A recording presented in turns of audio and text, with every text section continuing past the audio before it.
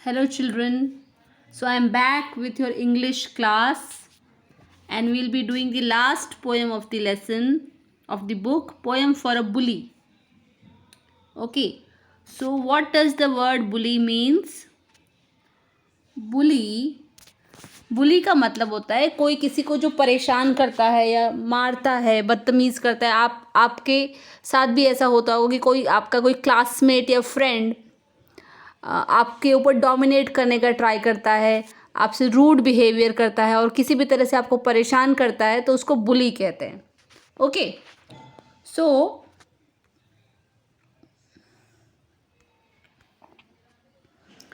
ये पोयम उसी के बारे में है। Let us do the warm up first. List 5 things that you like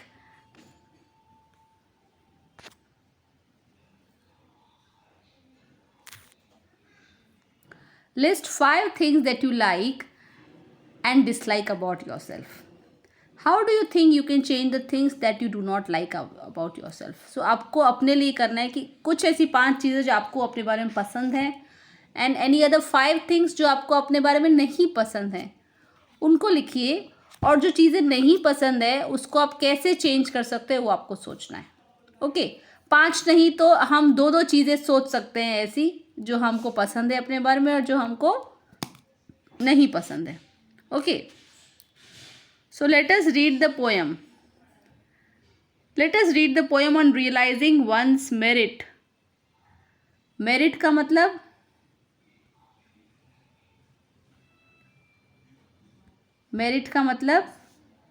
worth, यानी कि हर एक की वैल्यू। मेरिट मतलब अच्छाइयाँ। You can say as merit मतलब गुड थिंग्स। ओके, मेरिट मतलब गुड थिंग्स।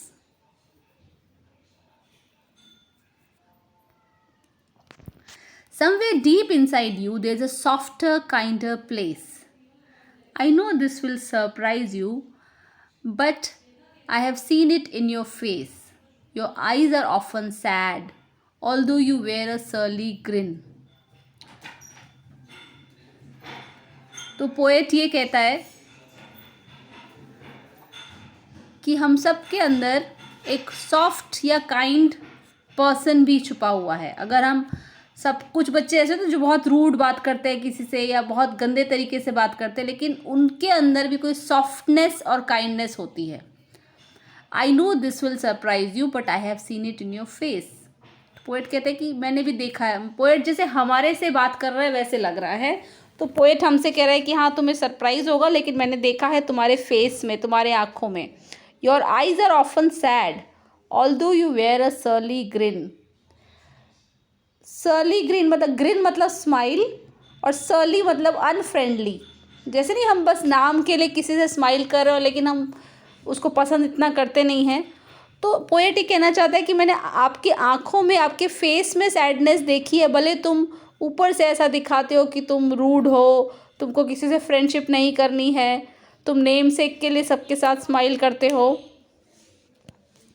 तो पोएट ही कहते हैं कि मैंने सब में जो बुली बच्चे हैं, मैंने उनके अंदर भी कुछ सॉफ्टनेस देखी है और उनके अंदर कुछ उदासी भी देखी है। Okay, sometimes when you stand all alone, your mien seems worn and thin. I wish that you would take a step, a small but a brave one too, and look inside yourself to find the good I see in you. Poet ये भी कह रहे हैं कि कभी कभी जब तुम अकेले खड़े होते हो और किसी से बात नहीं कर रहे हो तो उस टाइम पे योर मीन मतलब सेल्फिश, अच्छा नहीं, मतलब यू आर सो मीन मतलब तुम कितने गंदे हो या तुम कितने मतलबी हो। तो your mien seems worn and thin. Worn मतलब घिसा हुआ, यानी कि mien seems worn and thin मतलब ऐसा लगता है कि तुम्हारे अंदर की सेल्फिशनेस जो है वो थक गई है, वो ख़त्म होती जा रही है। I wish that you would take a step, a small but brave to. मतलब वो कहते हैं कि तुम, मुझे ऐसा लगता है कि तुम्हें कुछ एक कदम बढ़ाना चाहिए, कोई एक काम करना चाहिए। And look inside yourself. तो पोएट क्या कहता है कि तुमको अपने अंदर झांकना चाहिए, अपने मन के अंदर झांकना चाहिए और पता लगाना चाहिए कि तुम्हारे अंदर क्या क्या अच्छाइयाँ हैं। तो it is a small step but a brave step, क्योंकि वो बहुत ही हिम्मत वाला काम है अपने अंदर की अच्छाइयों को खोजना और खुद उनके बारे में सोचना। इसीलिए the poet says I want you to take this small but brave step to look inside yourself. Okay, so ये पोएम बेसिकली हम सब जो हम सब जो अब कभी कभी रूड बिहेव करते हैं या हम बहुत कड़क बिहेव करते हैं कि नहीं हम तो बहुत स्ट्रांग हैं, हम डोमिनेट करेंगे, हम सब के अंदर एक सॉफ्टनेस और एक अच्छाई छुपी हुई है। हमको खाली ये करना है कि उसको अपने अंदर से बाहर निकालना है। ये जो मिरर है देखो, इसमें ये जो फोटो दिया है उसमें देखो, ये लड़की अब मिरर में क्या देख रही है कि ये एक किसी को रोड पे हेल्प करती हुई नज़र आ रही है। तो ये अपने आप को इमेजिन करे कि मैं अच्छे काम भी कर सकती हूँ। या फिर यहाँ देखो, ये बर्ड्स को पिंजरे में से आज़ाद कर रही है या किसी बेबी को प्रैम में झुला रही है। तो इस तरह से मतलब वो अच्छे काम करते हुए अपने आप को इमेजिन कर रही है ये लड़की। Okay, this girl is imagining, she's seeing in the mirror and she's imagining herself doing good and kind things to people around her. Okay, so इस तरह से उसने काइंडनेस, पोएट जो है वो हमको ये रियलाइज़ कराना चाहती है कि हमको अपने अंदर की अच्छाई को भी बाहर निकालना चाहिए। ये वर्ड्स सरली मतलब अनफ्रेंडली, ग्रिन मतलब smile with teeth showing,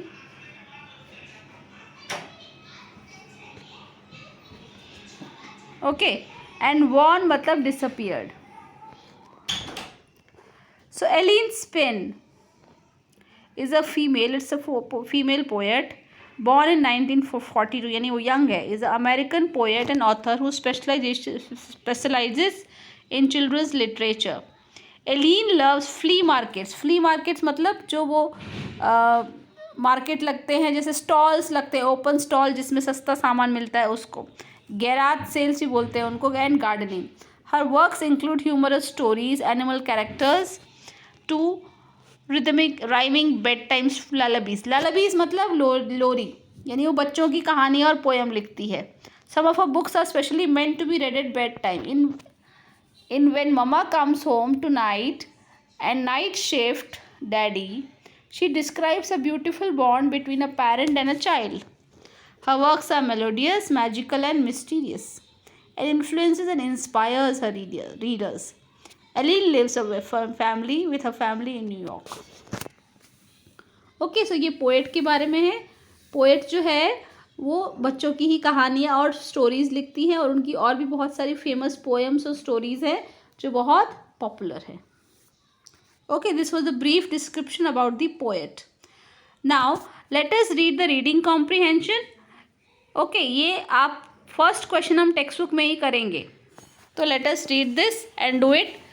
right T for true and F for false for these sentences. Deep inside us is a softer, kinder person. Yes, it's true. हम सब के अंदर एक सॉफ्ट पर्सन रहता है। The person in the poem is not really mean. Yes, mean नहीं है, वो तो अच्छा है बहुत person in the poem.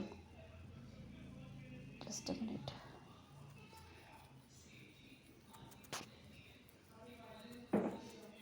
Okay.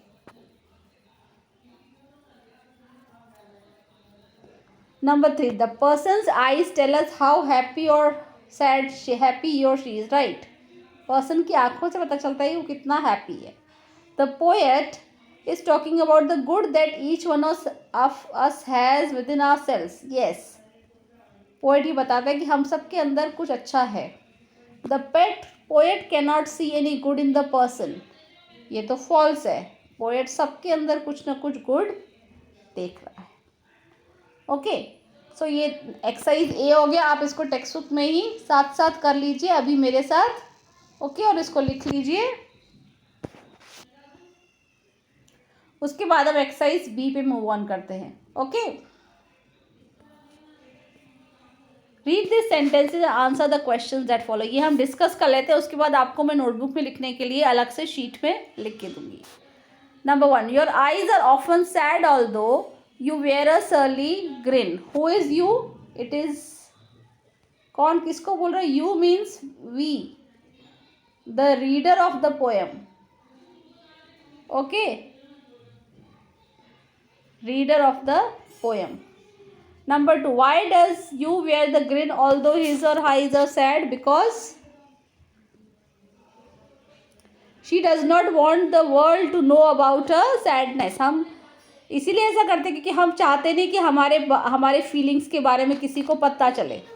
हम सैड है कि हम उदास हैं कि हम उदास नहीं हैं, खुश हैं, वो हम किसी को पता नहीं चलने देना चाहते. Number 2 question, I wish that you would take a step, a small but a brave one too. What does the poet mean by the step? The step to know about your inner feelings, to look inside yourself. वो step. Why does the poet call it a brave one? Because to look inside your feelings and your heart is a very difficult step.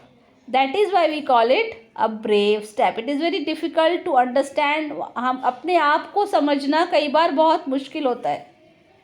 अपने आप के बारे में जानना, अपने दिल में झांकना बहुत मुश्किल होता है. इसीलिए स्टेप पोएट ने कहा कि वो बहुत ही ब्रेव स्टेप है.